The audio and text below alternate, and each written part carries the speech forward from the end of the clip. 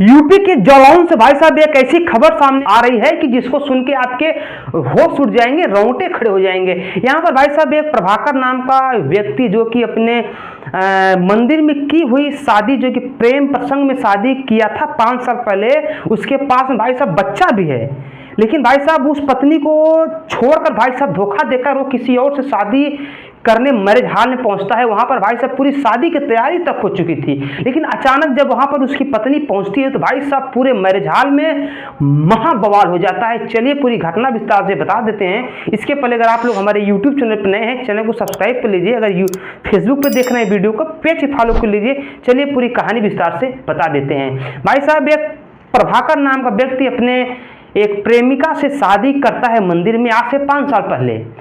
शादी के भाई साहब 5 साल हो चुके थे, उसके बच्चे भी थे, लेकिन अचानक एक दिन वो अपने पति से बोलता है कि मैं एक मंदिर जा रहा हूं जो कि बहुत दूर है, मुझको आने में 2-3 दिन लग जाएगा। पत्नी बोलती है ठीक है जाइए, लेकिन जब वो मंदिर जाता है भाई साहब बिहान भर, जब उसको 12 बजे आने का समय था, 12 बजे तक नहीं आया तो पत्नी भाई साहब फोन करती है कहाँ पे है, कैसे हैं? वो बोला कि हम अभी 2 बजे तक पहुंच जाएंगे घर पे, लेकिन जब 2 बज जाता है तो पत्नी फोन करती है तो मोबाइल स्विच ऑफ आता है। उसके बाद भाई साहब पत्नी को तरह तरह के मन शंकाएं शुरू होती है कि जिसका मोबाइल कभी स्विच ऑफ नहीं होता था, उनका मोबाइल अचानक स्विच ऑफ क्यों हुआ। लेकिन भाई साहब इधर पति जो है कि एक आशीर्वाद मैरिज हॉल में भाई साहब दूसरी शादी करने का फुल प्लान बना लिया था। उसके परिवार वाले, लड़की पक्ष, लड़का पक्ष, सब लोग वहां पर पहुंच चुके थे। सिर्फ शादी करवाना था घोड़ी पे चढ़ के। दूल्हा भी भाई साहब वहां पर पहुंच चुका था, लेकिन जब पत्नी जो है कि दूल्हा से बात कर रही थी तो भाई साहब डीजे की आवाज, शादी की सहनाई की आवाज सामने से आ रही थी। तो पत्नी ने पूछा कि इस प्रकार का शोर कहाँ है, आप तो मंदिर गए थे ना?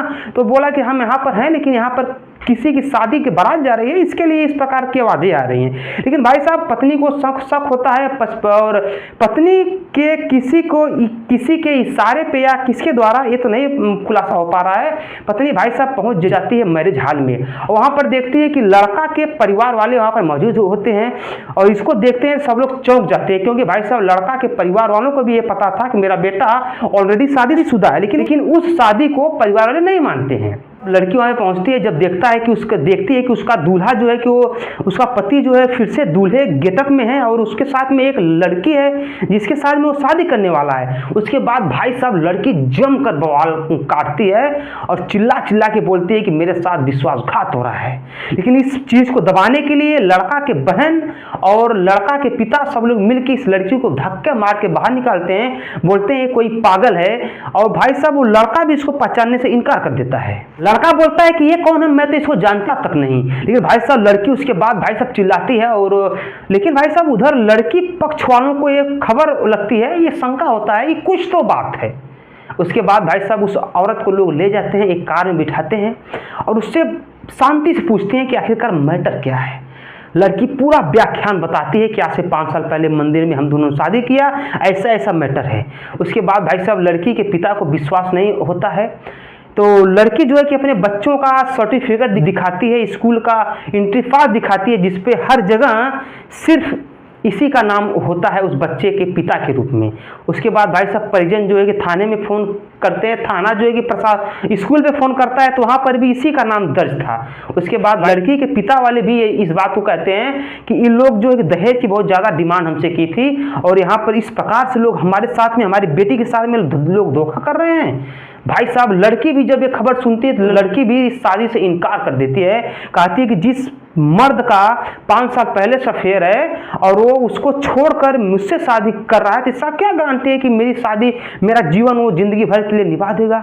उसके बाद भाई साहब लड़की भी इस रिश्ते को तोड़ देती है, और लड़की के परिजन वाले जाके थाने में दहेज प्रथा को लेकर शिकायत करते हैं। और लेकिन भाई साहब उसके बाद जब प्रशासन गिरफ्तार कर लेती है, तो ये जो लड़की थी जिसकी शादी ऑलरेडी हो चुकी थी, वो पहुंचती है कोतवाली में। कोतवाली में भाई साहब ये बोलती है कि जब तक ये हमसे अब कोर्ट मैरिज नहीं करेगा तब तक हम यहाँ से जाएंगे नहीं।